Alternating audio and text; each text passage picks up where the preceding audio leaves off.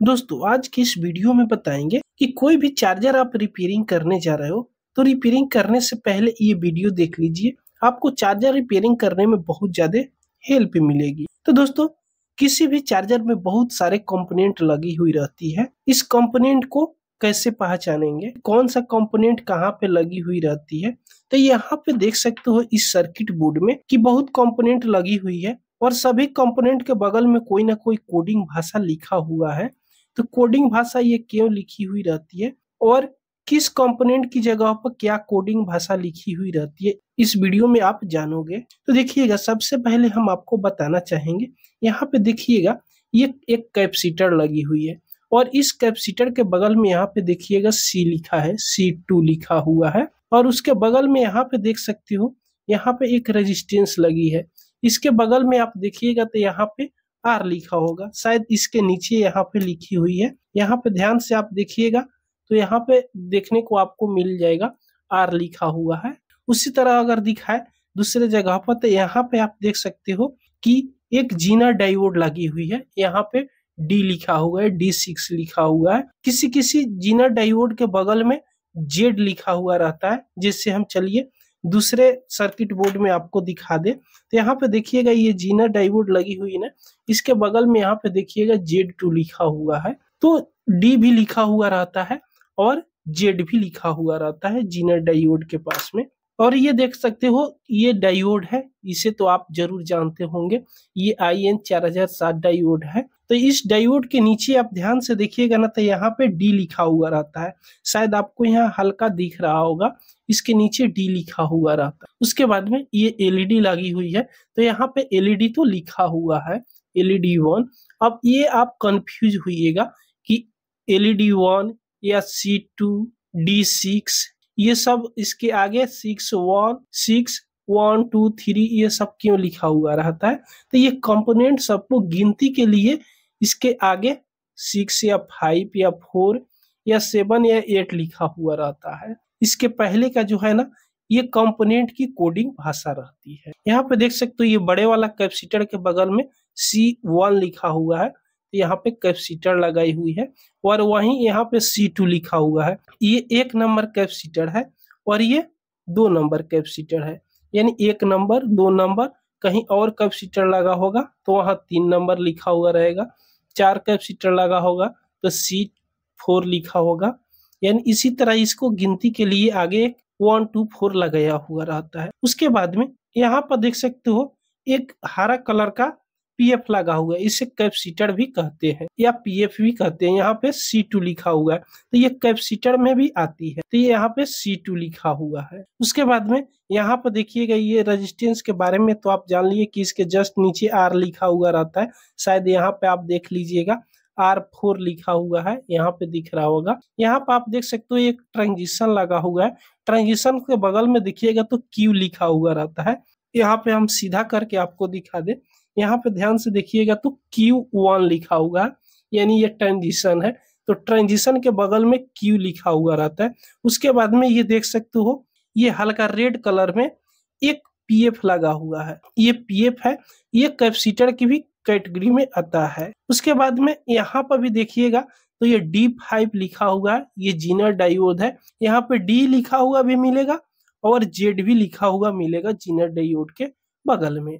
और ये जो बड़ी वाला आप ट्रांसफार्मर देख रहे हैं यहाँ पे तो TF लिखा हुआ रहता है, तो इसके नीचे TF लिखा होगा। अगर इस सर्किट बोर्ड में शॉर्टिंग होगा तो उसको हम कैसे चेक करेंगे। इस सर्किट बोर्ड में शॉर्टिंग पता करने से पहले इसमें 2 सेक्शन होती है, एक प्राइमरी सेक्शन और एक सेकेंडरी सेक्शन। प्राइमरी सेक्शन में 220 वोल्ट इनपुट होता है और सेकेंडरी सेक्शन में जैसे ये 5 वोल्ट का चार्जर है तो 5 वोल्ट आउटपुट होता है। तो इसके यहाँ पे पलट कर देखिएगा तो यहाँ पे एक कट लगाई हुई रहती है, ध्यान से देखिएगा। तो कट के इस साइड वाला भाग को प्राइमरी कहते हैं और दूसरे वाला भाग को सेकेंडरी कहते हैं। तो ये सब 220 वोल्ट पर काम करता है और यहाँ से सेकेंडरी सेक्शन में 5 वोल्ट का चार्जर है तो 5 वोल्ट आउटपुट करता है। तो जब भी शॉर्टिंग लगता है ना प्राइमरी सेक्शन में लगता है, सेकेंडरी सेक्शन में शॉर्टिंग नहीं लगता है। तो शॉर्टिंग अगर रहे तो कैसे पता करेंगे, तो ज्यादातर इस प्रकार का सर्किट बोर्ड में डायोड खराब होती है या ओवर वोल्टेज मिलने के कारण कैपेसिटर भी फट जाती है या फूल जाती है यहाँ पे, तो भी शॉर्टिंग लग जाती है। इसमें एक फ्यूज लगाई हुई रहती है, फ्यूज रेजिस्टेंस का भी लगा हुआ रहता है, या ग्लास वाला रेजिस्टेंस आता है वो भी लगा हुआ रहता है। तो इस बोर्ड में आप देख सकते हो यहाँ पे एक फ्यूज रेजिस्टेंस लगी हुई है। तो इसके नीचे भी आप देखिएगा तो यहाँ पे आर ही लिखा हुआ मिलेगा, क्योंकि ये एक प्रकार का रेजिस्टेंस है, ये फ्यूज लेवल रेजिस्टेंस है। तो जब फुल शॉर्टिंग हो तो सबसे पहले इस रेजिस्टेंस को आप चेक कीजिएगा।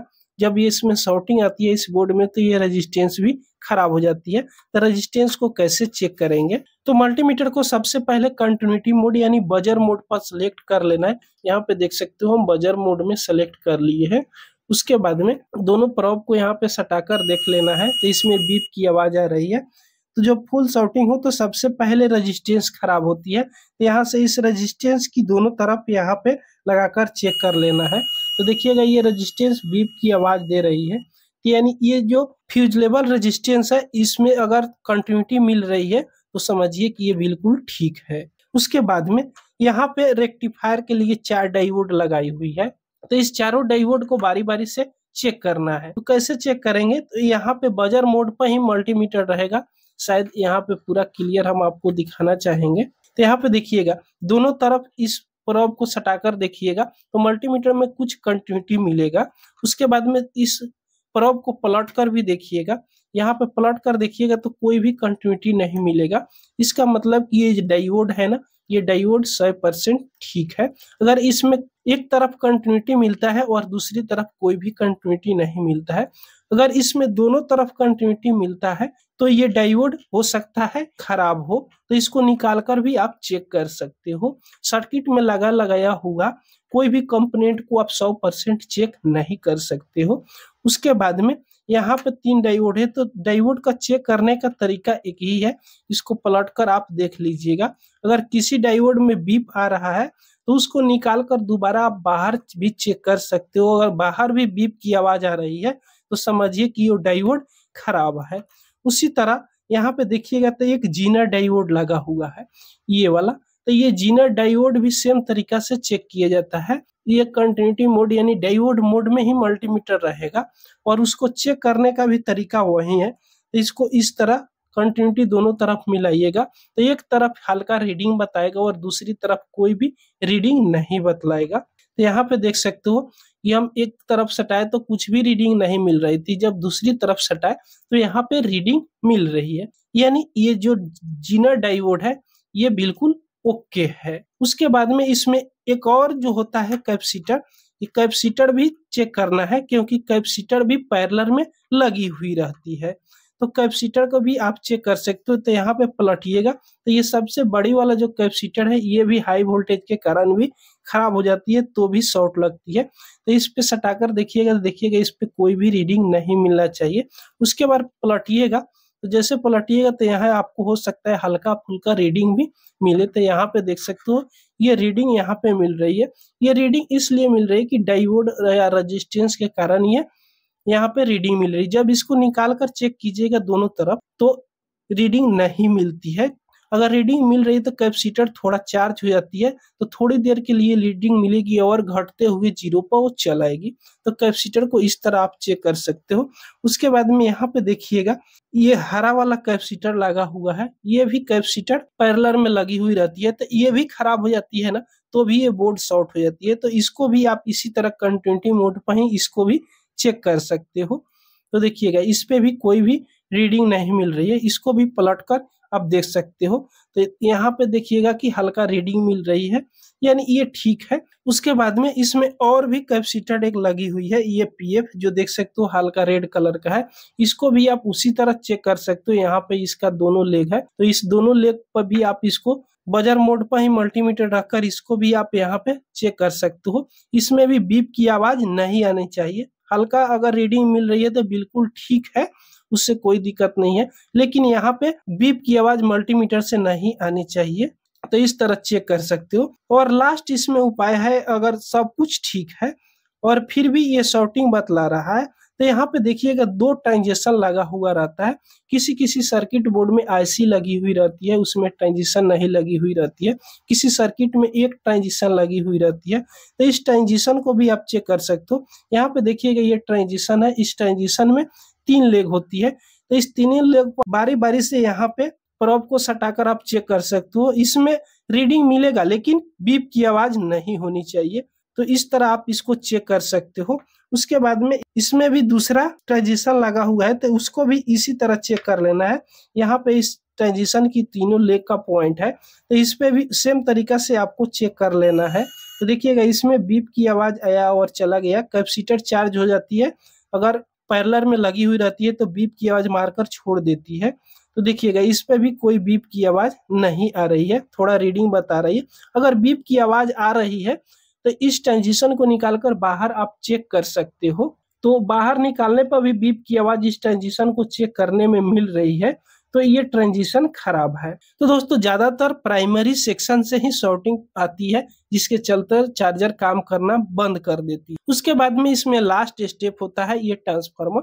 तो ट्रांसफार्मर ना के बराबर ही खराब होती है, बिल्कुल 0-1% ट्रांसफार्मर खराब होती है। ज्यादातर यही सब कंपोनेंट कोई ना कोई खराब हो जाती है, जिससे ये सर्किट बोर्ड काम करना बंद कर देती है।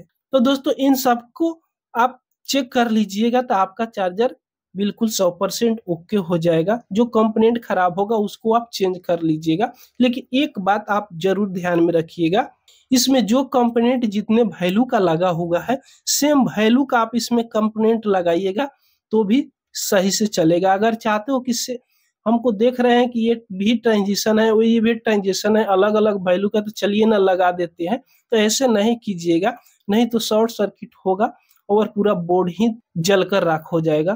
तो जितने वैल्यू का कंपोनेंट है उतने ही वैल्यू का इसमें कोई भी कंपोनेंट लगाइएगा तो ये फिर से काम करना चालू कर देगी। तो दोस्तों ये वीडियो आपको पसंद आई हो तो एक लाइक जरूर कर दीजिएगा। अगर हमारे चैनल पर आप पहली बार आए हो तो सब्सक्राइब जरूर कर लीजिएगा।